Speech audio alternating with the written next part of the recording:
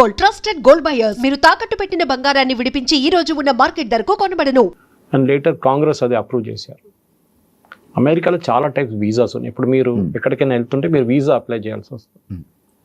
భారతదేశం నుంచి వెళ్ళేటోళ్ళకి కొంతమందికి, ఫర్ ఎగ్జాంపుల్ థాయిలాండ్ వెళ్ళాలనుకోండి, వీసా ఆన్ అరైవల్ అని ఉంటుంది.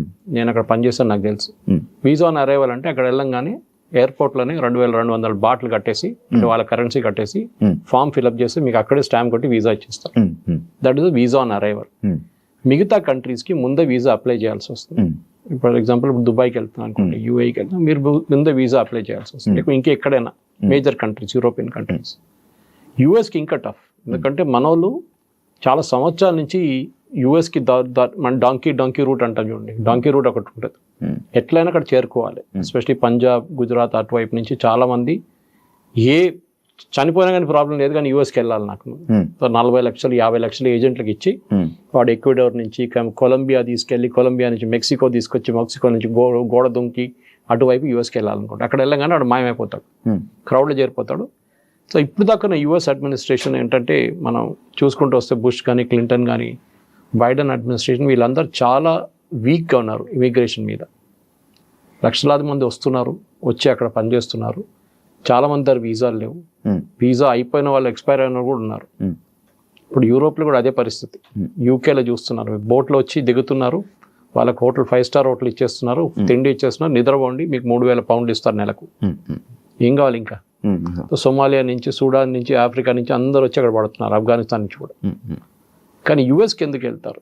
ఒకటి, అక్కడ వెళ్ళే ఒక ఆస్పిరేషన్ ఒకటి ఉంటుంది కొంతమందికి. ఒకటి ఎడ్యుకేషన్. మన దగ్గర నుంచి వెళ్ళే స్టూడెంట్స్లో, ఇది నేను చెప్పట్లేదు, మీరు డేటా తీసుకోవచ్చు. మొన్న కూడా మోహన్ దాస్ పై గారు చెప్పారు, మన దగ్గర నుంచి వెళ్ళే స్టూడెంట్స్లో 90% మంది 3rd గ్రేడ్ యూనివర్సిటీస్కి వెళ్తారు యూఎస్కి. సర్టిఫికేట్ ప్రింట్ చేసే పేపర్ కూడా విలువ ఉండవు. అక్కడ కార్నల్ ఉంది, అక్కడ పెద్ద పెద్ద ఇన్స్టిట్యూట్, యూపెన్ ఉంది, చాలా మటుకు ఇన్స్టిట్యూట్స్, బూత్, చాలా పెద్ద పెద్ద ఇన్స్టిట్యూట్స్ ఉన్నాయి అక్కడ, యూనివర్సిటీస్ ఉన్నాయి. అక్కడెక్కడ వెళ్లకుండా పేరే వినలేని ఇన్స్టిట్యూట్కి వెళ్తాడు, ఎందుకంటే వాడి అడ్మిషన్ అక్కడే దొరుకుతుంది. కార్నల్ నుంచి అట్లాంటి పెద్ద పెద్ద ఇన్స్టిట్యూట్స్లో మీకు మెరిట్లోనే మీకు అడ్మిషన్ వస్తుంది, మీ రికమెండేషన్ మీద ఉంటుంది. అంటే మీ ప్రొఫెసర్స్ రికమెండ్ చేయాల్సి వస్తుంది.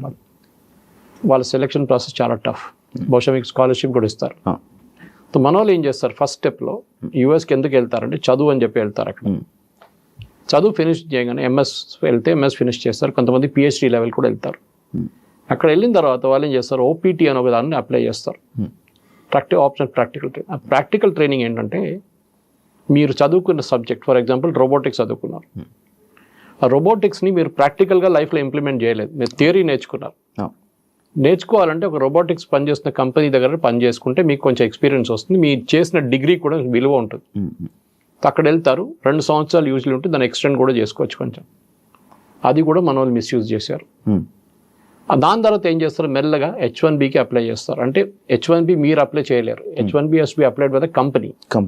మిమ్మల్ని తీసుకెళ్లాల్సి అనుకుంటే కంపెనీ వాళ్ళు అప్లై చేస్తారు. అక్కడ కూడా పెద్ద ర్యాకెట్ ఉంది.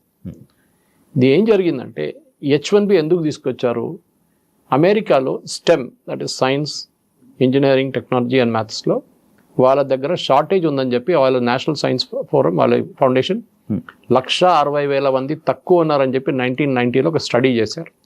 మా దగ్గర అంత ఇంజనీరింగ్ గ్రాడ్యుయేట్స్ లేరు, వస్తున్న వాళ్ళకి స్కిల్స్ లేవు, సో మేమేం చేయాలి, అమెరికన్ ఐటీ కంపెనీస్ అంటున్నారు, మేము బయట నుంచి తెప్పించుకుంటాము, వాళ్ళకి ఇదే జీతం మేము కూడా ఇస్తాము. అంటే అమెరికాలో ఒక అమెరికన్ వర్కర్కి $80,000 జీతం అనుకోండి, 80 $1,00,000 ఒక సంవత్సరానికి జీతం ఉంటే, మేము కూడా అదే తీసుకొస్తున్న ఎంప్లాయీ కూడా అదే ఇస్తామని చెప్తారు. కానీ చేసేది అది కాదు. ఒకసారి తీసుకొచ్చిన తర్వాత ఆయనకి అది ఇచ్చే $1 half the salary ఇస్తారు. వాడు వచ్చేసింది కాదు, ఎక్కువ మాట్లాడలేడు. ఇప్పుడు ఏమనంటే నిన్ను పంపించేస్తా వాపస్ అంటాడు.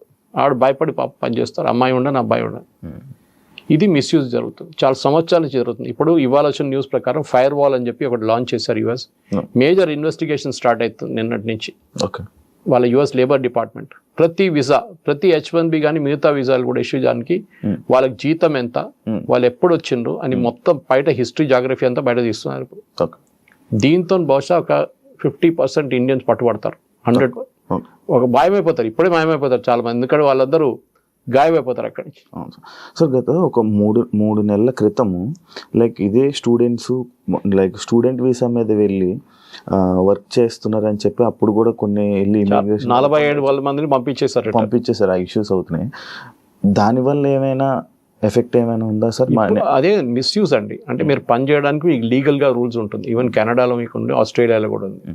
కెనడా ప్రాబ్లం ఏంటంటే పాపులేషన్ చాలా తక్కువ, వాళ్ళ దగ్గర పని చేయడానికి మనుషులు లేరు. వాళ్ళ దగ్గర న్యాచురల్, ఎందుకంటే కెనడాలో మీరు ఉండే పరిస్థితిలో కొన్ని స్టేట్స్ ఉన్నాయి అనమాట, కొన్ని ఏరియాస్లోనే మీరు ఉండొచ్చు. మీతో అంతా చాలా హార్ష్ వెదర్, -30 -40కి వెళ్ళిపో అక్కడ ఉండలేరు. చైనాలో కెనడాలో ఉన్న కొన్ని సిటీస్లోనే అందరు ఉంటారు. వాళ్ళకి ఫామ్ ల్యాండ్ ఆపరేట్ చేయడానికి అంటే పెద్ద వందలాది ఏకర్ల ఎవరు లేరు నడిపేది. సో పంజాబ్ నుంచి చాలా మందిని తీసుకెళ్లారు. And they are hard work. వాళ్ళు వెళ్ళి మొత్తం దీని అంతా ట్రాక్టర్ పెట్టి అంతా సాఫ్ చేసి ప్రొడక్షన్ మొదలు పెట్టారు. నెక్స్ట్ వేవ్ ఎడ్యుకేషన్ కోసం వెళ్ళారు. యుఎస్ యూనివర్సిటీలో అడ్మిషన్ రాని వాళ్ళు కెనడాకి వెళ్ళారు.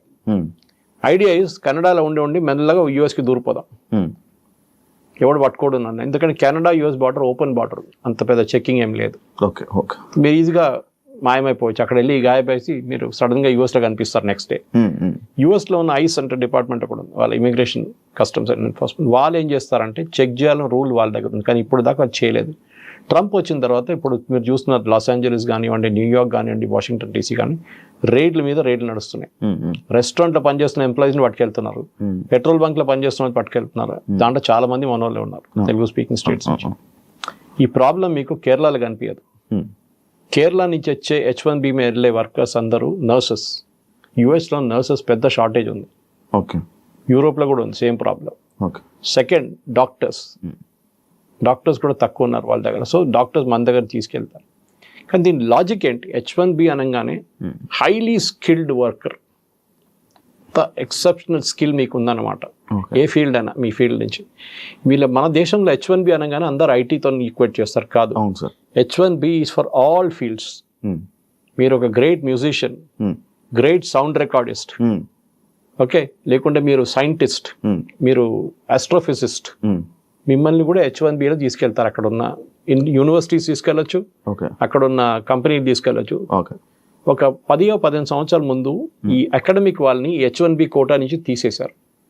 అంటే H1Bకి ఫర్ ఎగ్జాంపుల్ 64,000 లేకుంటే 80,000 వీసాలు ఉన్నాయి అనుకుంటే ఒక సంవత్సరానికి లిమిట్ ఉంటుంది. అకాడమిక్ వాళ్ళని దాన్ని తీసేశారు, దాన్ని కలపలేదు, సపరేట్గా పెట్టుకున్నారు. వాళ్ళకి లిమిట్ లేదు. బికాస్ అకాడమిక్స్లో బెస్ట్ ప్రొఫెసర్స్ కావాలంటే మేము బయట నుంచి తెచ్చుకోవాలని మా దగ్గర లేరండి. రేపు ఫర్ ఎగ్జాంపుల్ అమెరికాలో ఒక సాంస్క్రిట్ సబ్జెక్ట్ నేర్పియాలి ఒక యూనివర్సిటీలో అంటే వాళ్ళు ఎక్కడి నుంచి తీసుకొస్తారు? సాంస్క్రిట్ ప్రొఫెసర్ భారతదేశం నుంచి తీసుకురావాలి కదా, ఇక్కడ నుంచి తీసుకొస్తారు. స్పానిష్ ప్రొఫెసర్ గారు వాళ్ళు సౌత్ అమెరికా నుంచి తీసుకొస్తారు. సో అదే కదా ద మెయిన్ ప్రాబ్లమ్ ఇస్ మన దగ్గర ఈ ఫస్ట్ అండర్స్టాండింగ్ లేదు. ఎస్పెషల్లీ తెలుగు స్పీకింగ్ స్టేట్స్లో H1B వీసా అనగానే as a matter of right అనుకుంటున్నారు వాళ్ళు. మా రైట్ అది, మా అధికారం మాకు అది. ఇది ఎట్లయిపోయిందంటే మీరు రీప్లేస్ చేస్తున్న ఎవరిని అక్కడ. H1B is meant to replace an American worker. అమెరికాలో ఉన్న వాళ్ళ సిటిజన్ ఉద్యోగం నీకు ఇస్తున్నారు. ఎందుకు? వాళ్ళ దగ్గర స్కిల్ లేదు, వాడు నేర్చుకోలేదు, వాడు కాలేజ్కి వెళ్ళలేదు, మా దగ్గర అంత సైంటిస్ట్ లేరు, లేకుంటే అంత ఇంజనీర్ లేరు, వీరిని తీసుకుంటున్నాము. పెటిషన్ ఫైల్ చేసి ఆర్గ్యూ చేయాల్సి వస్తుంది కంపెనీ ఇమిగ్రేషన్ ముందు. నేను ఎందుకు తీసుకొస్తున్నా అంటే ఒక లీగల్ కేసు లాగా ఆర్గ్యూ చేయాలి. చూడండి ఈయన క్వాలిఫికేషన్ ఇంత, ఇదంతా ఆయన ఇది చేస్తున్నాడు చెప్పి ఆర్గ్యూ లాస్ట్ వాళ్ళు కన్విన్స్ అయితే మీకు H1B ఇస్తారు. ఓకే సార్, ఇప్పుడు H1B వీసా $1 lakh పెట్టడానికి రీజన్ ఏంటి సార్? దానివల్ల ఏమైనా ఇండియాకి ఏమైనా లాస్ ఉందా? ఇండియా అని కాదు, ఇప్పుడు ఇక్కడి నుంచి వెళ్ళే దాంట్లో 82% మంది ఇండియన్స్. ఓకే, అంటే 70 దాకా పెట్టుకోవచ్చు మనం, ఇంక్లూడింగ్ చైనీస్ ఇట్స్ 82 నా. చైనీస్ 12 ఉన్నారు, మనం 70% మన వాళ్ళే. ఇద్దరు కలిపితే మెజారిటీ మనం చైనా. ఎందుకు పెడుతున్నారంటే ఫస్ట్ ఆఫ్ ఆల్ ట్రంప్కి ఎలక్షన్ క్యాంపెయిన్ టైంలో ట్రంప్ చెప్పారు అప్పుడు H1B మిస్యూస్. H1B వీసా కాదు, వీసా తీసేయలేదు, ఇంకా వీసా అక్కడనే ఉంది, తీయలేరు. ఎందుకంటే అది కాంగ్రెస్ అప్రూవల్ కావాలి దానికి, వాళ్ళ పార్లమెంట్లో. H1B ఉంది కానీ మిస్యూజ్ చేస్తున్నారు. సో దానికి నేను మిస్యూజ్ అరకట్టడానికి చేస్తున్నా ఈ పని. అంటే మీరు నిజంగా $1,00,000 కడితే మీరు బెస్ట్ ఎంప్లాయీనే తీసుకొస్తారు మీరు. ఇప్పుడు ఎట్లయిపోయిందండి, కోవిడ్ తర్వాత మనం ఎక్కడ కూర్చొని పని చేసుకోవచ్చు. అదొకటి పెద్ద లెసన్ కోవిడ్లో. ఎక్కడైనా ఏ ఫీల్డ్ అయినా కానీ మీరు ఎక్కడ కూర్చొని పని చేసుకోవచ్చు. జూమ్ అనే సబ్జెక్ట్, జూమ్ అనే కాన్సెప్ట్ కూడా మనకు తెలియదు దానికన్నా ముందు.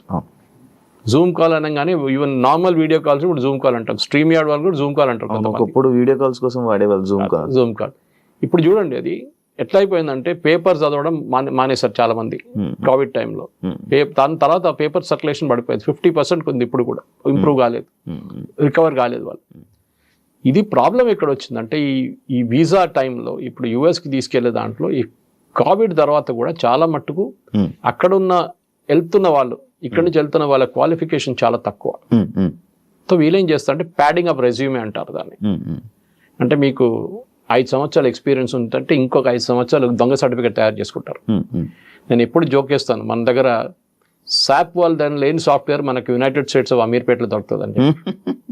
అవును, ఎందుకంటే లేని కోర్సు కూడా వాళ్ళు నేర్పిస్తారు మీకు కావాలంటే.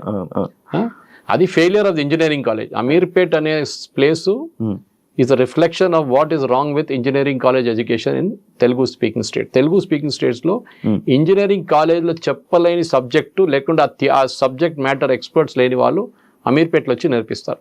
వాడు అక్కడి నుంచి డైరెక్ట్ యూఎస్కి వెళ్తాడు. ఓకే, సో ఏమైందంటే ఈ స్కిల్ లెవెల్స్ మీకు ఇంప్రూవ్ చేయడానికి ప్యాడింగ్ అప్ రెజ్యూమేస్ చేస్తారు. అంటే 5 సంవత్సరాల ఎక్స్పీరియన్స్ ఉన్నవానికి 5 సంవత్సరాలు. నిన్ననే 3 రోజుల క్రితం హైదరాబాద్లో ఇమిగ్రేషన్లో ఎయిర్పోర్ట్లో ఒకరిని పట్టుకున్నారు, యూకే పోతున్న అబ్బాయిని. ఇంజనీరు, బీటెక్ ఎంటెక్ అన్నీ చేసి 5 సంవత్సరాల ఎక్స్పీరియన్స్ తర్వాత వీసా కూడా వచ్చింది మనకి యూకే నుంచి. యూకేలో కన్సులేట్ వీసా కూడా ఇష్యూ చేశారు.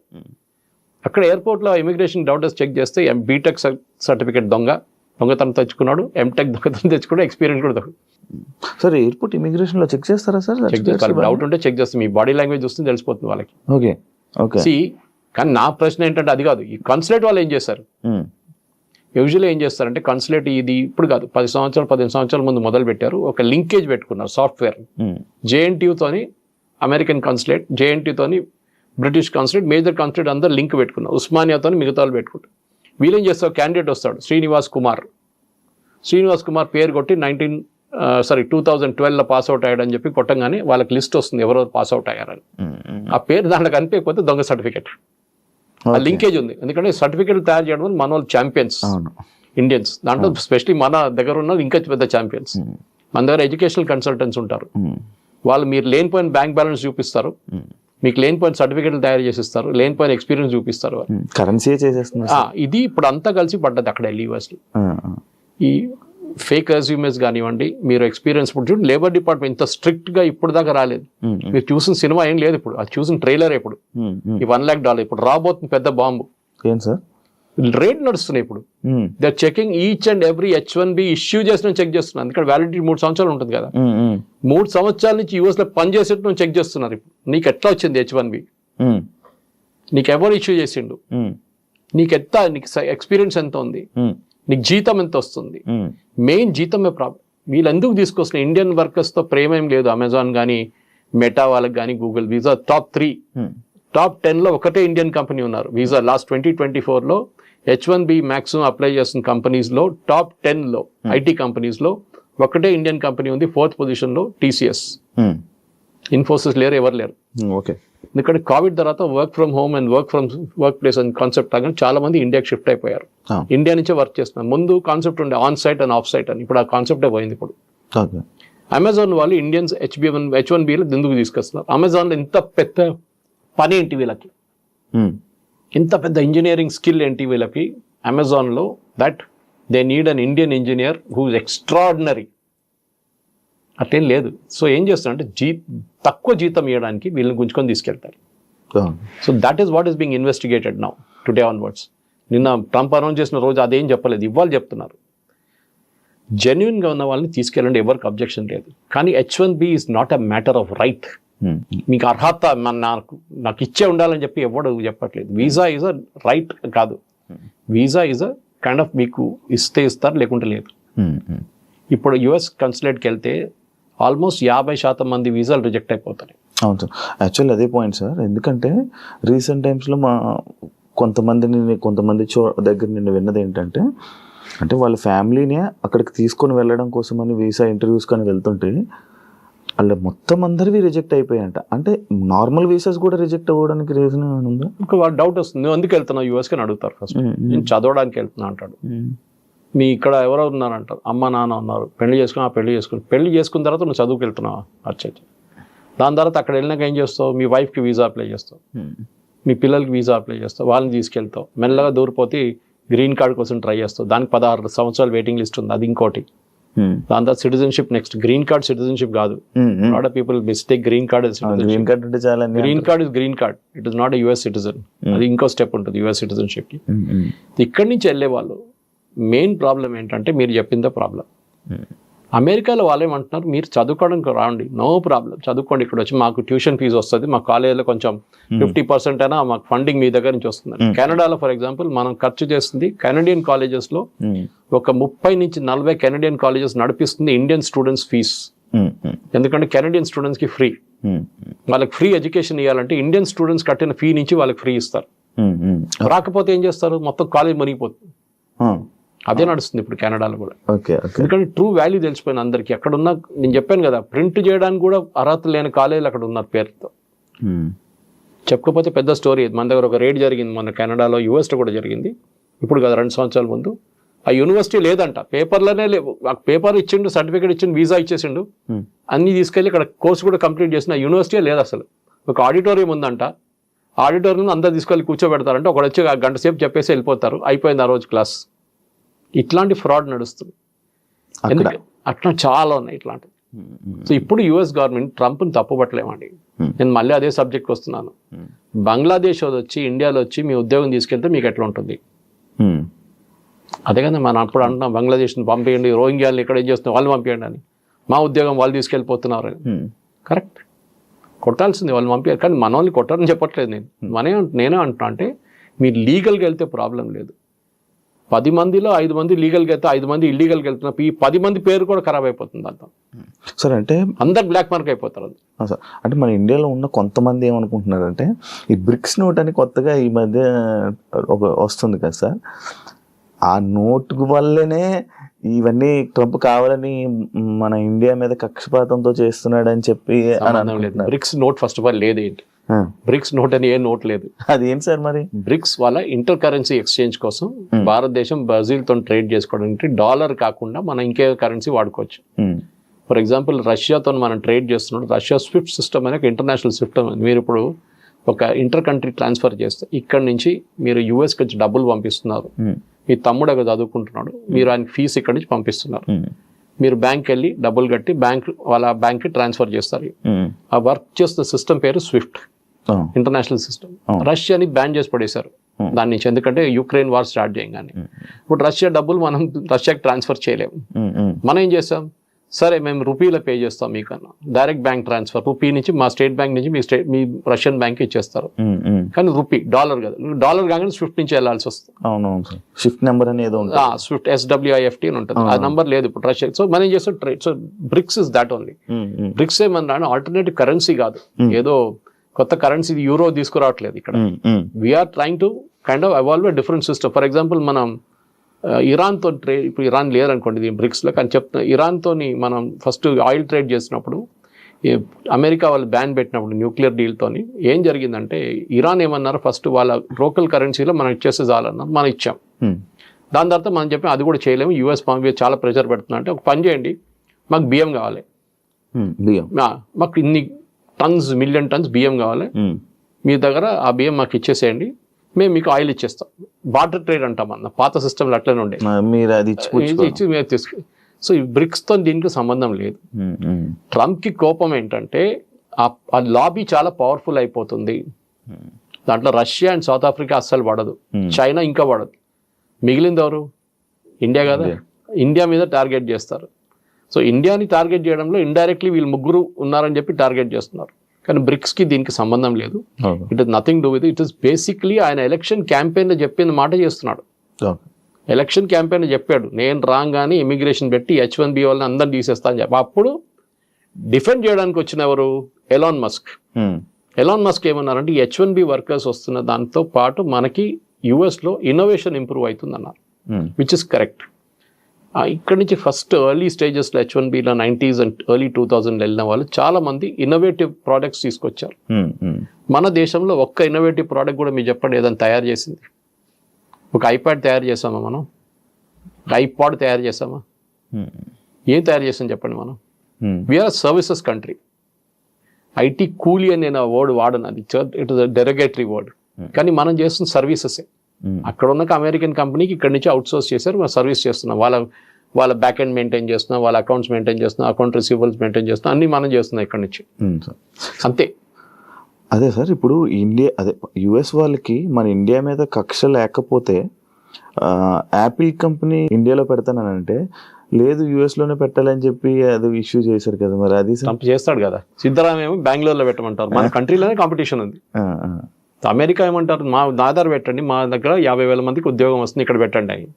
అక్కడ ఎందుకు పెడుతున్నావు అని చెప్తారు. చెప్పాల్సిన చెప్తాడు అంతే, వినాల్సిన వింటాడు. అంటే ఇలాంటి సిచ్యువేషన్స్ ఒకటి చూసుకుంటే అది Trump is a businessman. ఆయన real estate dealer, real estate company నడిపిస్తాడు. ఆయన మాట్లాడే లాంగ్వేజ్ అది ఇది అంటే చేస్తావా లేదా అట్లా మాట్లాడతారు డైరెక్ట్. మన దగ్గర రియల్ ఎస్టేట్ అట్లా కాదు, కానీ ట్రంప్ లాంగ్వేజ్ అది. ఇది స్ట్రైట్ ఫార్వర్డ్ డీలర్. నాకు ఎంత వస్తుంది చెప్పు, నీకు ఇంత ఇస్తాను నేను కథ. ఇది డీల్ అన్నమాట. సో ట్రంప్ చేసేది అన్ని ఆయనకి అమెరికన్. నేను కూడా సిఎన్ఎన్ ఒక ఒపీనియన్ పోల్ వచ్చింది చూశాను నేను. And CNN is anti Trump.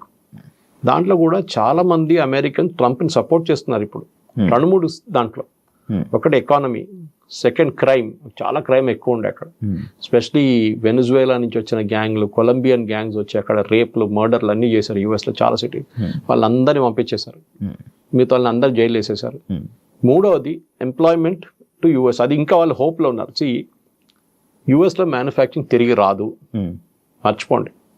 Car manufacturing రాదు, స్టీల్ మ్యానుఫ్యాక్చరింగ్ రాదు. చైనా తీసుకెళ్ళిపోయింది, ఒకవైపు మెక్సికో తీసుకెళ్ళిపోయింది, ఇంకోవైపు కెనడా తీసుకెళ్ళిపోయింది. మీ అమెరికాకి ఇప్పుడున్న ఎగ్జిస్టింగ్ టాలెంట్లో basically high technology which they are really good, దాంట్లో డౌట్ లేదు. ఫర్ ఎగ్జాంపుల్ నివిడియా చిప్స్ గురించి మాట్లాడుతున్నాం, వాళ్ళు పెద్ద ఒక ప్లాంట్ పెడుతున్నారు అక్కడ. ఎందుకు? ఆ chips is very very critical for AI గురించి. ఏఐలో యూజ్ చేయడానికి అట్లాంటి హై పవర్ఫుల్ చిప్స్ కావాలి మనకి, ఏఐ సిస్టమ్స్ వర్క్ చేయడానికి. మిగతా చాలా ఉన్నాయి, పవర్ కావాల్సి వస్తుంది, మిగతా రిక్వైర్మెంట్ చాలా ఉన్నాయి. కానీ నివిడియాని అక్కడ తయారు చేయమంటున్నా అంటే ఇండియాలో తయారు కావట్లేదా? ఇండియాలో కూడా అవుతుంది, తైవాన్లో అవుతుంది, చైనా తయారు చేస్తున్నారు చిప్స్. సో యూఎస్ ఏమంటున్నారంటే, మేము ట్రంప్ చెప్పారు కూడా ఒకసారి, మాకు అండర్వేర్లు బెనియన్ తయారు చేయడం మాకు వద్దు అన్నాడు, ఆ బిజినెసే మాకు వద్దు అన్నాడు. ఎవరు అడిగారు, అది కూడా తీసుకొచ్చి మాకు అదంతా వద్దు, మాకు high value products, which is correct strategy, తప్పేం లేదు దాంట్లో. అవును సార్, యుఎస్ కి సంబంధించిన అండర్వేర్ కంపెనీస్ మన ఇండియా నుంచే ఉన్నాయంట కదా. ఫర్ ఎగ్జాంపుల్ కీటెక్స్ మన దగ్గర వరంగల్లో పెట్టిన ప్లాంట్స్, కేరళ నుంచి ఉన్న సాబు జేకబ్, ఆంధ్రాలో కూడా. సో సాబు జేకబ్ గారు is the number 2 supplier in US. అక్కడున్న మేజర్ సూపర్ మార్కెట్స్ కి, మాల్స్ కి, అక్కడున్న మేజర్ ఇంపోర్ట్ కంపెనీస్ కి సప్లై చేసే children's innerwear, little star అంట ఆ బ్రాండ్ ని. ఆయన నంబర్ 1. ఆయన కూడా ఇప్పుడు 50% పడగానే బాంబు పడ్డది ఆయన మీద కూడా. ఆయన ఏం చేస్తాడు, ఇండియాలో స్టార్ట్ చేసేసాడు అమ్మడు. ఇప్పుడు దాకా ఇండియాలో అమ్మలేదు, ఇప్పుడు ఇండియాలో ఒక్కొక్క రోజు 3-4 ఓపెన్ చేస్తున్నాడు అవుట్లెట్స్. 1000 అవుట్లెట్స్ ఓపెన్ చేస్తాడంట ఒక సంవత్సరం లోపల. నేను అదే టర్న్ ఓవర్ ఇండియాలో చేసుకుంటా అంటున్నాడు ఆయన. సో ఎక్స్పోర్ట్ బ్యాన్ తో సంబంధం లేదు. మన దగ్గర ఏం ప్రాబ్లం ఎక్కడ వచ్చిందంటే, మనం చాలా మటుకు యూఎస్ మీద డిపెండెంట్ అయిపోయాం. సార్ అదే యాక్చువల్లీ మన ఇండియన్స్ మొత్తం యూఎస్ మీద డిపెండ్ అయిపోయారా? ఇప్పుడు నిన్న అశ్విని వైష్ణవ్ గారు ఒక స్టేట్మెంట్ ఇచ్చారు, I'm shifting to Zoho software అన్నారు. Zoho is a pure home bound software, తమిళనాడులో ఏదో విలేజ్ తయారు చేసిన software. And Sridhar Vembu, Zoho corporation, ఆయన చాలా పెద్ద స్టేట్మెంట్ అది. ఎందుకంటే మోదీ గారు బై ఇండియా అని చెప్పి, మేడ్ ఇన్ ఇండియా ప్రోడక్ట్ కొనండి అని చెప్పి మొన్న నేషన్ అడ్రస్ చేశారు. మేడ్ ఇన్ ఇండియా ప్రోడక్ట్ అంటే ఇండియాలో తయారు చేసిన వస్తువులు కొనాలి, కరెక్ట్ అది. కానీ మీకు ఎట్లా తెలుసండి, Pepsi is a made in India product or American product? American product కాదు, ఇండియాలో తయారు చేస్తున్నారు. పెప్సీ సార్ ఇండియాలో తయారు చేస్తారు. Brand name is US brand name, తయారు చేస్తున్న ఇండియన్ కంపెనీ పెప్సీ ఇండియా. దాని నుంచి ఒక 2% రాయల్టీ ఇస్తారు యుఎస్కి. ఇక్కడ నుంచి డబ్బులు అక్కడ తీసుకెళ్ళట్లేదు, డబ్బులు ఇక్కడే ఉంటుంది. మీరు మెక్డానల్డ్స్ ఉంది, మెక్డానల్డ్స్ ఎవరు? ఇండియన్ కంపెనీ నడిపిస్తున్నారు, వాళ్ళ బ్రాండ్ వాడుకుంటున్నారు. అట్లా చాలా ఉన్నాయి అట్లాంటి. సో మేడ్ ఇన్ ఇండియా అనగానే మీరు అంతా యూఎస్. ఎవడో వెళ్ళినాడు, అరే కేఎఫ్సీ మీద వెళ్ళి రాళ్ళు విస్తరదాం అనేది పిచ్చోళ్ళు. KFC is again run by an Indian company. So వాళ్ళ బ్రాండ్ యూజ్ చేస్తున్నారు అంతే. సో మీరు దానంటే వాడక్కర్లేదు. మేడ్ ఇన్ ఇండియా అనగానే డెఫినెట్లీ మనం చాలా ప్రోడక్ట్స్, ఫర్ ఎగ్జాంపుల్ యాపిల్ వస్తుందండి, కెనడా నుంచి వస్తుంది, మీరు చూసుంటారు సూపర్ మార్కెట్లలో. మనం వెళ్ళి కొలుతారు ఏంటంటే, మేడ్ అది ఫ్రమ్ కెనడా అని రాస్తుంది. మా ఇంటికి వెళ్ళి ఆ స్టిక్కర్తో సహా మా టేబుల్ మీద పెడతాను. మామూలు ఇంటికి ఎవరైనా వస్తే అది చూస్తారు, కెనడా నుంచి యాపిల్ తీసుకొచ్చాడు ఈయన. ఒక ఈగో ఇష్యూ ఉంది మనకి ముందు 90s 2000 బయట నుంచి ప్రోడక్ట్స్ చాలా తీసుకొస్తున్నాయి. మేము కేరళ నుంచి, మా దగ్గర దుబాయ్ నుంచి ఎవరైనా వస్తే ఆ టైంలో 90s 80s 90s నేను చిన్నపిల్లప్పుడు స్కూల్ నుంచి కాలేజ్ బయటకు వచ్చిన టైంలో ఏం చేస్తామంటే వాడు పర్ఫ్యూమ్లు ఒక పెద్ద డబ్బా తీసుకొస్తాడు. అక్కడ ఏం పని చేస్తాడో అడగాడు, పాపం ఆడు ఏదో కష్టపడి ఎక్కడో పని చేస్తుంటాడు, హోటల్లోనో ప్లేట్ వాషింగ్ లోనో ఏదో చేస్తుంటాడు. అదంతా ఇడిసేసి ఆయన వస్తున్నాడు పర్ఫ్యూమ్లు ఒక 10 బాటిళ్ళు, 10 టీ-షర్ట్లు, 10 షార్ట్స్, ఇదన్నీ తీసుకొచ్చి అందరికి పంచి పెడతాడు. సో మనం అనుకుంటాం అరే ఇదంతా చాలా ఇదని. ఇప్పుడు ఎవడైనా వస్తున్నాయి అక్కడ ఏం తీసుకురాడు. ఇప్పుడు ఇండియాలోనే ఉంది దానికన్నా ఎక్కువ. So we are making our own products in India. మనం రాకెట్లు తయారు చేస్తున్నాం, మనం శాటిలైట్స్ తయారు చేస్తున్నాం, we are making our own car. మనం ఏం చేయట్లేదు చెప్పండి. ఇప్పుడు డ్రోన్స్ తయారు చేస్తున్నాం, we are making everything ourselves. So made in India ఫిలాసఫీలోనే మీరు చాలా మటుకు యుఎస్ మీద డిపెండ్ కాక్కర్లేదు. కానీ ఎప్పుడు కూడా మనకు ప్రాబ్లమ్స్ ఉన్నాయి. ఫర్ ఎగ్జాంపుల్ మన దగ్గర కమర్షియల్ ఎయిర్ క్రాఫ్ట్ బోయింగ్ అని ఎయిర్ బస్ మీద డిపెండ్ అవుతున్నాం. మన దగ్గర ఇంకా ప్రొడక్షన్ కాలేదు, చైనా స్టార్ట్ చేసేసారు ఇప్పుడు. అది పెద్ద ప్రాజెక్ట్, అది ఇప్పుడు కాదు, నెక్స్ట్ 50 సంవత్సరాలు కూడా కాదు అది. ఎందుకంటే మన దగ్గర వాల్యూమ్ ఉండదు. మనం ఎంత 300 ఎకరాలు కొంటాం ఒక సంవత్సరానికి కావాలంటే, అది కూడా మాక్సిమం. ఆ వాల్యూమ్తో సస్టైన్ చేయలేము, టెక్నాలజీ వేరే అది. కానీ ఫైటర్ ఎయిర్ క్రాఫ్ట్ చూడండి, తేజస్ కానివ్వండి, నెక్స్ట్ జనరల్ యాక్మా తీసుకొస్తున్నాం, దానికి సాఫ్రాన్ ఇంజిన్ ఫ్రాన్స్ తీసుకొచ్చి మనం హైదరాబాద్లోనే తయారు చేస్తున్నాం దాన్ని. ఈవెన్ నెక్స్ట్ రఫేల్ మోడల్, రఫేల్లో మొత్తం ఫ్యూసిలాజ్ హైదరాబాద్ తయారవుతుంది టాటా కంపెనీతో. సో మనం చాలా మటుకు మేడ్ ఇన్ ఇండియా చేస్తున్నాం. కానీ యుఎస్ మీద డిపెండెన్సీ, యుఎస్ ఏమైపోయిందంటే లోకంలో పోలీస్ మ్యాన్ అని ఫస్ట్ చెప్పారు. ఆఫ్ఘనిస్తాన్కి ఎందుకు వెళ్ళారు, సిరియాకి ఎందుకు వెళ్ళారు, సొమాలియాకి వెళ్ళి అక్కడ గొడవ, ఇక్కడ పోయిన అమెరికా ఏ దేశంలో పోయినా కానీ వాళ్ళు మొత్తం ధ్వంసం చేసే బయటకు వచ్చారు. మీరు ఆఫ్ఘనిస్తాన్ తీసుకోండి, ఇరాక్ తీసుకోండి, you go to Syria, Lebanon, ఎక్కడ వెళ్ళినా కానీ, వియట్నాంతో స్టార్ట్ అయింది అమెరికా డిజాస్టర్. ఒక్క మాట కూడా అమెరికా ఒక్కటే చాలా కేర్ఫుల్ ఉంటారు. వాళ్ళ సాయిల్ మీద కొట్లాడరు, ఎప్పుడు యుద్ధం ఉండదు.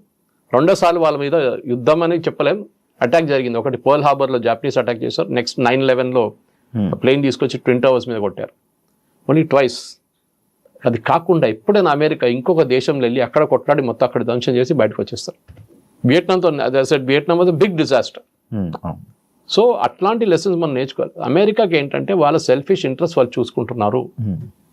మోదీ గారు వెళ్ళి రేపు నేను బంగ్లాదేశ్ వాళ్ళకి ఉద్యోగం ఇస్తా అంటే మోదీ గారిని రేపు తీసి కింద పడేస్తారు అక్కడ ఉన్న ప్రజలు. మాకు ఉద్యోగం కావాలి, బంగ్లాదేశ్ వాళ్ళకి వద్దు అని చెప్పేసి అదే పాలసీ ఆయన ఫాలో చేస్తున్నారు. He's catering to his constituency. ఆయన ఓటర్ల కోసం ఆయన ఏమైనా చేస్తాడు. సార్ మన ఇండియాలో ఎక్కువగా మన తెలుగు వాళ్ళు అంటే నువ్వు ఒక బీటెక్ కంప్లీట్ చేసావు, నువ్వు ఒక ఇంజనీరింగ్ అయిపోయిందంటే నువ్వు యుఎస్లో వెళ్ళిపోవాలి, లేకపోతే ఒక పెళ్లి సంబంధం ఏదైనా సెట్ అయితే యుఎస్ వరకు ఇచ్చి పెళ్లి చేయాలి అంటే ఇలాంటివి ఎక్కువ ఉండడం వల్ల యుఎస్ డిమాండ్ ఎక్కువ అయిపోయిందా? యుఎస్ అమెరికన్ డ్రీమ్ ఒకటి ఉంది, అది క్రాష్ అయిపోయింది కంప్లీట్గా. ఇప్పుడు ట్రంప్ వచ్చిన తర్వాత ఇంకా మొత్తం క్రాష్ అయిపోయింది, క్రాష్ ల్యాండింగ్ అయిపోయింది కంప్లీట్గా. ఫస్ట్ ఆఫ్ ఆల్ మనం ఏం చేస్తున్న పెద్ద తప్పు ఏంటంటే we should never antagonise American workers. అంటే అమెరికాలో ఉన్న వాళ్ళ వర్కర్స్ని మీరు పనికిరాదు, మీరు ఇంట్లో కూర్చోండి, మేము వచ్చాం మీ పని చేయడానికి అని చెప్పకూడదు. అది ఎప్పుడు చేయకూడదు, చేసాం మనం వాళ్ళు. ఇప్పుడు చూడండి, ఇవాళ as we speak department of labour ఒక ఇన్వెస్టిగేషన్ ఓపెన్ చేశారు, ప్రాజెక్ట్ ఫైర్ వాల్ అని చెప్పి యుఎస్లో. దాంట్లో labour secretary personally investigation order చేస్తున్నారు. ఇప్పుడు మీరు H1B మీద వచ్చిన వాళ్ళు ఆల్రెడీ యుఎస్లో ఉంటే వాళ్ళ మీద చర్యలు తీసుకుంటున్నారు. కొత్త వాళ్ళని మర్చిపోండి, $1,00,000 కొత్త వాళ్ళకి, కొత్త వీసాకి. అక్కడ ఉన్న వాళ్ళ మీద ఇన్వెస్టిగేషన్ మొదలు పెట్టారు. మీకు జీతం ఎంత, మీరు ఎప్పుడు వచ్చారు, మిమ్మల్ని ఎట్లా తీసుకున్నారు, మీరు రీప్లేస్ చేసిన అమెరికన్ వర్కర్కి టాలెంట్ ఉందా లేదా అని ఎట్లా చెక్ చేశారు, వానికి ఎగ్జామ్ పెట్టారా, మీకు కూడా ఎగ్జామ్ పెట్టారా? ఏం చేయలేదు. టెక్నికలీ మీరు ఒక అమెరికన్ వర్కర్ని రీప్లేస్ చేస్తే ఆయనకున్న స్కిల్ మీకున్న స్కిల్ ఎట్లా టెస్ట్ చేస్తారు. ఒక రూమ్లో 50 మంది H1B వర్కర్స్, 50 మంది అమెరికన్స్ పెట్టి టెస్ట్ పెడితే తెలిసిపోతే ఎవరికి ఎంత తెలుసు అనేది. అదేం చేయకుండా H1B ఫ్రాడ్ నడుస్తుందని వాళ్ళ అంచనా. ఇప్పుడు మీడియన్ శాలరీ గురించి మాట్లాడుతున్నప్పుడు, మీడియన్ శాలరీ అంటే యావరేజ్ శాలరీ H1B వీసాలు వెళ్ళే వాళ్ళది ఇప్పుడు as per records, American records, government record $1,22,000 per year. Highest is 132 చూపిస్తుంది. ఇప్పుడు 122 ఇస్ యావరేజ్ మీడియన్. కానీ 122 ఇస్తున్నారా? అది చాలా పెద్ద ప్రశ్న. 122 ఇస్తే వాళ్ళు $1,00,000 కట్టడానికి వాళ్ళకి ప్రాబ్లం లేదు, because this guy so skilled. కానీ కాదు కదా, అక్కడే జరుగుతుంది. సో ఈ డిపార్ట్మెంట్ ఇప్పుడు ఏం ఇన్వెస్టిగేట్ చేస్తున్నారంటే ఈ కంపెనీలు ఎవరైనా ఈ ప్రాబ్లం ఏంటంటే H1Bలో చాలా స్టెప్స్ ఉన్నాయి. చిన్న ఒక తప్పు జరిగితే కూడా you company will face a major penalty. ఇప్పుడు అదే జరగబోతుంది. And that to master American companies, అదే అన్నిటికంటే పెద్దది. ఉన్నది ఒకటే, మన ఫస్ట్ 10లో TCS ఒకటే నేను చెప్పాను. దాని తర్వాత ఇన్ఫోసిస్ వీళ్ళందరూ ఉంటారు, యూజువల్ కల్ప్రిట్స్, కాగ్నిజెంట్ వీళ్ళందరూ ఉంటారు. కానీ మేజర్ ప్రాబ్లం ఎక్కడ వస్తుందంటే మిస్టెప్స్ అంటారు. మనం చిన్న ఒక తప్పు ఫామ్లో ఫిల్అప్ చేస్తున్నప్పుడు, లేకుంటే పిటిషన్ ఫైల్ చేస్తున్నప్పుడు చిన్న ఒక తప్పు చేస్తే ఇప్పుడేమంటున్నా అంటే ఇన్వెస్టిగేషన్ బయటకు వస్తే మీరు ఏ అమెరికన్ వర్కర్ని తీసేశారో ఉద్యోగం నుంచి వాళ్ళకి ఆ డబ్బులు ఇవ్వాలంటున్నారు. అంటే ఇంట్లో కూర్చొని ఒకడు వాడికి జాబ్ పోయింది ఎందుకంటే ఇండియన్స్ని తీసుకొచ్చారో లేకుంటే చైనీస్ని తీసుకొచ్చారని చెప్పగానే ఆయనకు బ్యాక్ వేజెస్గా ఇన్వాల్వ్స్ వస్తుంది. ఈ కంపెనీని బ్లాక్ లిస్ట్ చేసి పడేస్తారు. అప్పటి నుంచి మీరు తీసుకురాలేరు ఇండియా H1B వర్కర్స్ని యుఎస్కి. ఇన్వెస్టిగేషన్ చాలా దూరం ఇప్పుడు స్టార్ట్ అయింది ఇవాళ నుంచి. నెక్స్ట్ ఒక నెల రోజులు I think it will be hell. ఈ అంటే మనం అగైన్ ఎంప్లాయీ మీద ఇన్వెస్టిగేషన్ కాదు, తీసుకొచ్చిన కంపెనీ వాళ్ళ ఇన్వెస్టిగేషన్. అమెజాన్ కానీ మెటా కానీ మీరు మిగతా కంపెనీ ట్విట్టర్ చాలా మంది ఉన్నారు అట్లా తీసుకొచ్చిన వాళ్ళు. ఇప్పుడు మన వాళ్ళు అక్కడ ఉన్న వాళ్ళకి అక్కడ ఏం ఇష్యూ లేదా సార్? ఉండొచ్చు. ఇఫ్ యూఆర్ కాట్ ఆబ్వియస్లీ కదా, ఇఫ్ యూఆర్ కాట్ మీ మీద ఫ్రాడ్ జరిగింది, మీరు కూడా ఫ్రాడ్లో మీరు కూడా you're a part of it అంటే దెన్ ఇట్స్ అ ప్రాబ్లం.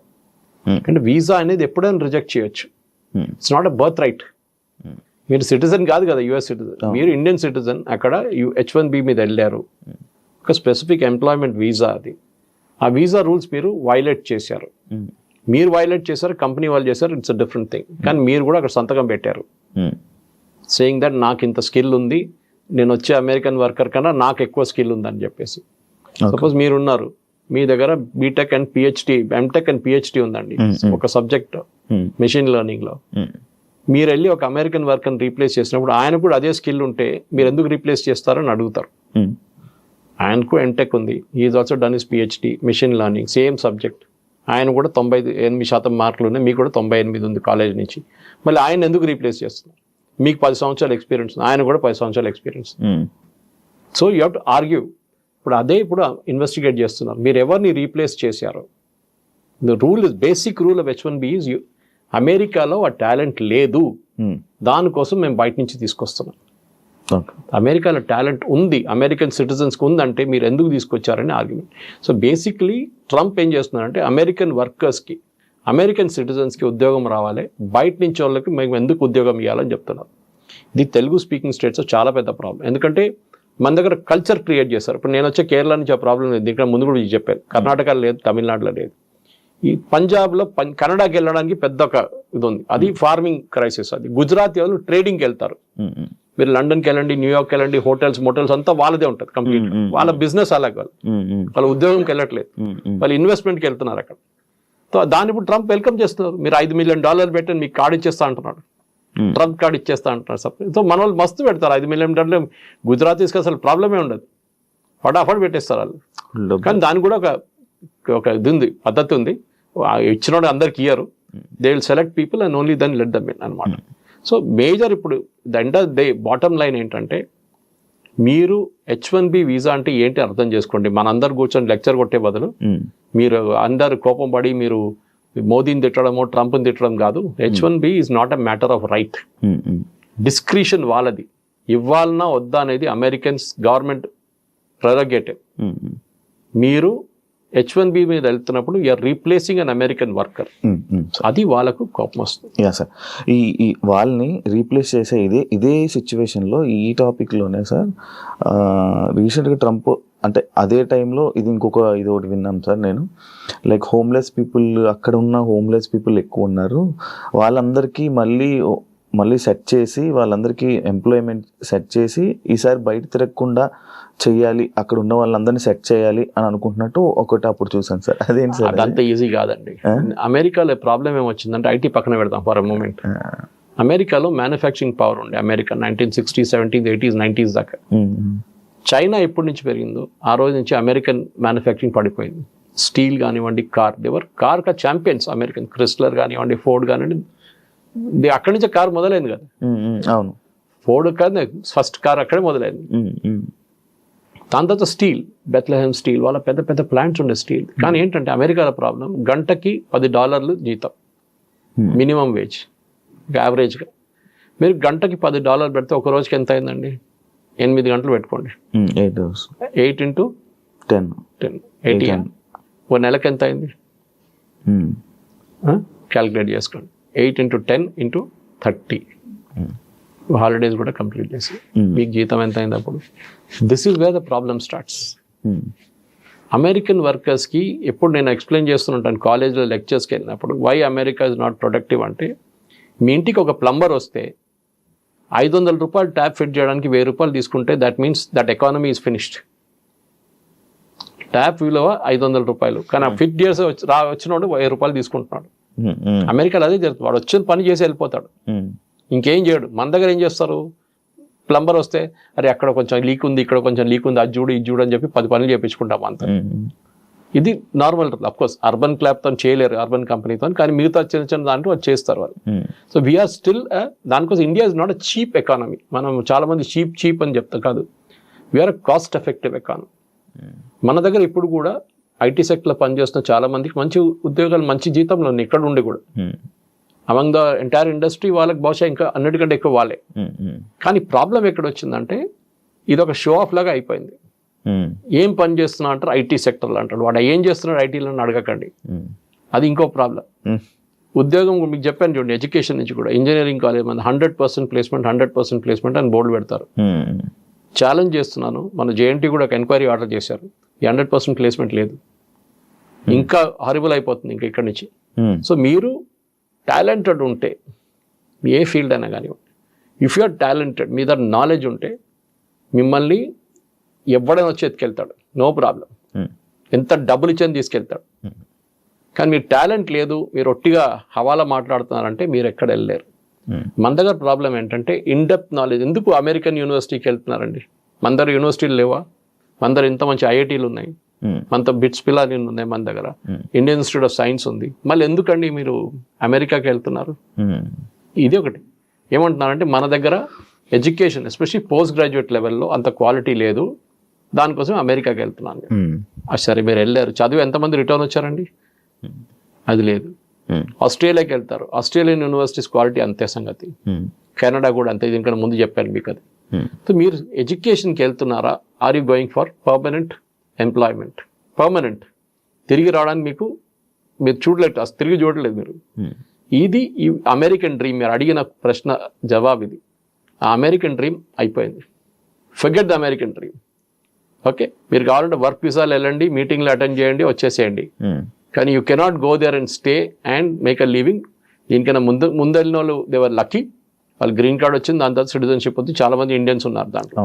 కానీ ఇంకా ఇక్కడి నుంచి ముందుకు వెళ్తూ it will become very tough.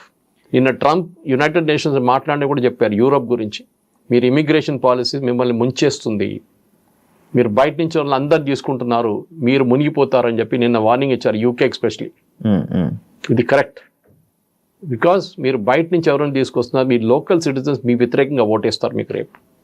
అది ట్రంప్ గెలిచింది ఎందుకంటే ఈ said I will bring back, make America great again, MAGA అని చెప్పారు. ఆ కాన్స్టిట్యున్సీ కోసమే ట్రంప్ పనిచేస్తున్నారు, ఇంకా ఎవరి కోసం పనిచేయట్లేదు. అయితే సార్ మ్యానుఫ్యాక్చరింగ్ అంతా మనకి సగం ఒక 50% మనం ఎక్స్పోర్ట్ ఇది చేసేది మొత్తం మనం చైనా నుంచే కదా సార్.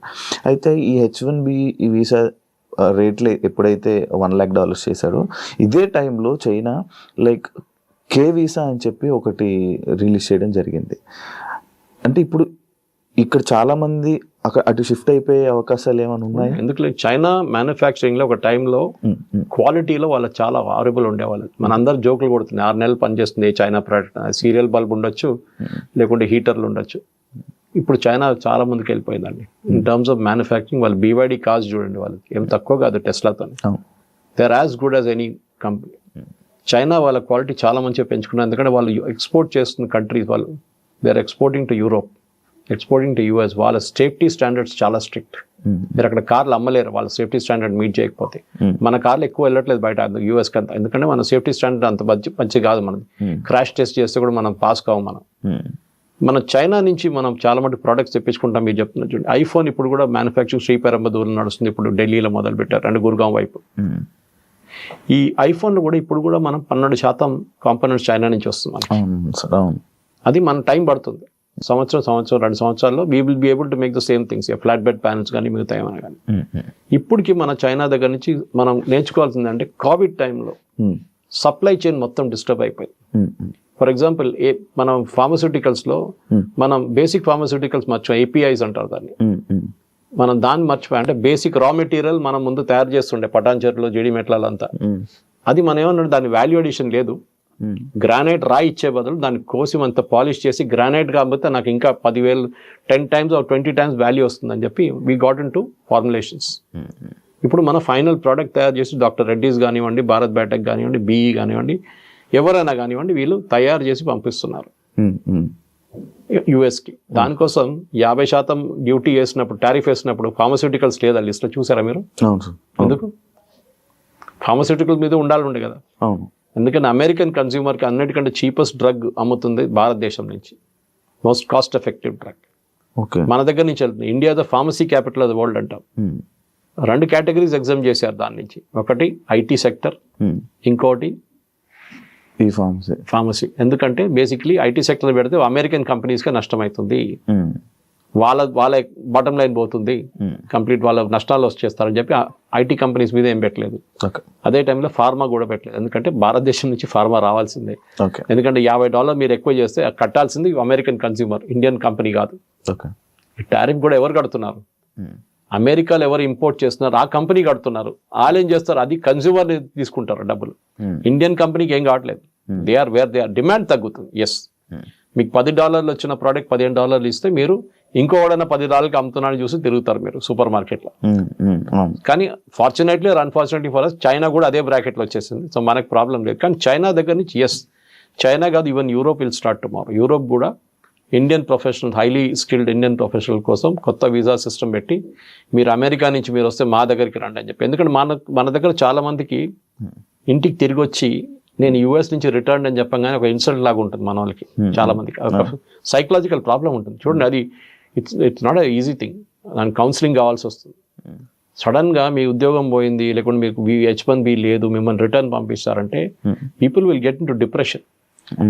ఆ డిప్రెషన్ కాకూడదు. దానికోసం ఏం చేస్తుంటే మీరు అదే క్వాలిటీ ఆఫ్ లైఫ్ స్టైల్ను యూరోపియన్ కంట్రీస్కి వెళ్ళండి, ఆర్ చైనాకి వెళ్ళండి, అక్కడ పని చేసుకోవచ్చు. ఒకటే మాట చెప్పలేరంటే నేను ఎక్కడున్నా మీ కొడుకు అంటే చైనాలో ఉన్నా చెప్పాల్సి వస్తుంది అంతే, యూఎస్ అని చెప్పలేము. అదొక ప్రాబ్లం. కానీ you will have equally good, ఎందుకంటే చైనా కూడా రీసెర్చ్ అండ్ డెవలప్మెంట్ చాలా ముందు ఉన్నాం మనకన్నా. ద నంబర్ ఆఫ్ PhDs ఆ చైనాలో ఉన్నది చాలా ఎక్కువ. అండ్ వాళ్ళది ల్యాబ్ టు మార్కెట్ అంటారు. అంటే మీరు చేసిన PhD పేపర్ కోసం పేపర్ మీద రాయడం కాదు, ఆ PhDకి ఒక విలువ ఉంటుంది, దాన్ని మార్కెట్కి తీసుకొచ్చి దాన్ని ఎక్స్ప్లాయిట్ చేస్తే ఒక ప్రోడక్ట్ తయారవుతుంది. సో ల్యాబ్ టు మార్కెట్లో చైనా ఇస్ ఛాంపియన్ PhDsలో. ఈవెన్ యూరోప్ కూడా అంత లేదు. సో డెఫినెట్గా చైనా వీసా పెడితే చాలా మంది వెళ్తారు అక్కడ, దానికి డౌట్ లేదు. Taiwan is another country, chip డిజైనింగ్లో దట్ నంబర్ 1. వాళ్ళు కూడా డెఫినెట్లీ ఎక్స్ప్లాయిట్ చేస్తారు దీన్ని. ఆల్రెడీ మన దగ్గర నుంచి ఒక 50 మంది ట్రైనింగ్కి వెళ్ళారు అక్కడ చిప్ డిజైనింగ్ కోసం. మన ఐ థింక్ టాటా జబ్స్ వెళ్తాం ఒక ట్రైనింగ్ అక్కడ. సో ట్రైన్ చేసి తీసుకొస్తారు వాళ్ళని. అట్లనే మన వాళ్ళు కూడా న్యూ మార్కెట్స్ చూసుకోవాల్సి వస్తుంది. టారిఫ్ పెట్టినప్పుడు అదే చేసాం మనం. కొత్త మార్కెట్కి వెళ్ళాం, యూరోప్కి వెళ్ళాం, మిగతా దేశాలకు వెళ్ళాం, సౌత్ ఆఫ్రికాకి వెళ్ళాం. Now Indians have to do that. And Sridhar Vembu చెప్పినట్లని or come back home.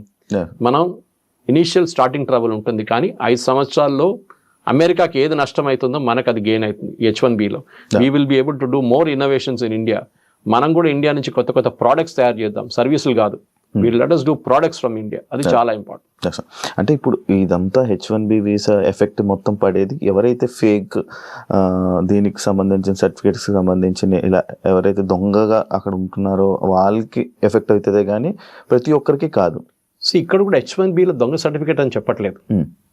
I think that the miscommunication here. దొంగ సర్టిఫికేట్ జనరలీ పోతుంది. అవును, మీరు ఎక్స్పీరియన్స్ చూపించినప్పుడు 10 సంవత్సరాల నుండి 20 సంవత్సరాలు చూపించడానికి అక్కడ ఎక్స్పీరియన్స్ సర్టిఫికేట్ తయారు చేస్తారు. దాంట్లో మనం ఛాంపియన్స్. ఇప్పుడు ఈవెన్ ఇంటర్వ్యూస్లో ఫేస్ టు ఫేస్ ఇంటర్వ్యూస్ చేపిస్తున్నారు ఇప్పుడు పెద్ద పెద్ద ఐటీ కంపెనీస్. ముందు కెమెరా ముందు పెడితే పక్కన ఒకటి కూర్చొని ఆన్సర్ చేస్తుండే, అది చేసి ఇప్పుడు నా ఫేస్ టు ఫేస్ కంపల్సరీ చేశారు. H1B ప్రాబ్లం ఎక్కడ వస్తుందంటే కంపెనీ మిమ్మల్ని తీసుకున్నప్పుడు వాళ్ళ పిటిషన్ ఫైల్ చేస్తున్నప్పుడు, అప్లికేషన్ ఫైల్ చేసినప్పుడు దాంట్లో ఏమైనా తప్పు ఇన్ఫర్మేషన్ ఇచ్చారా మీ గురించి, లేకుంటే అమెరికన్ వర్కర్ ఈ స్కిల్ వర్కర్ లేరని చెప్పినప్పుడు ఉన్నప్పుడు లేదని చెప్తే అబద్ధం, అప్పుడు ప్రాబ్లం కంపెనీకి వస్తుంది, మీ వీసా కూడా ఇంపాక్ట్ అవుతుంది దాంతో. Thank you sir, thank you so much sir. నాకు తెలియదు అండ్ చాలా మందికి తెలియని ఇన్ఫర్మేషన్ ని చాలా చక్కగా మంచిగా పాస్ చేసిన. ఒక్కటే డిస్క్లైమర్ ఏంటంటే, నేను చెప్పిందంతా వేదవాక్యం అనుకొని అన్ని need not take it as truth. మీరు కూడా ఎక్స్పర్ట్స్ ఉంటారు దీంట్లో, ఈ ఫీల్డ్లో. నేను చాలా మటుకు చదివి రీసెర్చ్ చేసిన సబ్జెక్టే నేను మాట్లాడతాను, కానీ రోజుకి ఇది ఎంత మలుపు తిరుగుతుంది. రోజుకి ఒకరోజు చెప్పింది కాదు, నెక్స్ట్ ట్రంప్ ఇదే కదా, ట్రంప్ దగ్గర ఇవాళ అడిగితే పిల్లి ఏ కలర్ అంటే తెల్లదంటాడు, నెక్స్ట్ డే నల్లదంటాడు. అది ట్రంప్ ప్రాబ్లం అనమాట. సో మనం కూడా we should be constantly on the lookout. And especially నాకు అన్నిటికంటే పెద్ద వరి ఏంటంటే ఈ లేబర్ ఇన్వెస్టిగేషన్. ఇది ఇవాళ దాకా జరగలేదు. ఇది పెద్ద ఒక థ్రెట్. రాత్రికి రాత్రి బహుశా H1B క్యాన్సల్ కావచ్చు, ఎగ్జిస్టింగ్ వన్, కొత్త మర్చిపోండి. So this is what I want to say.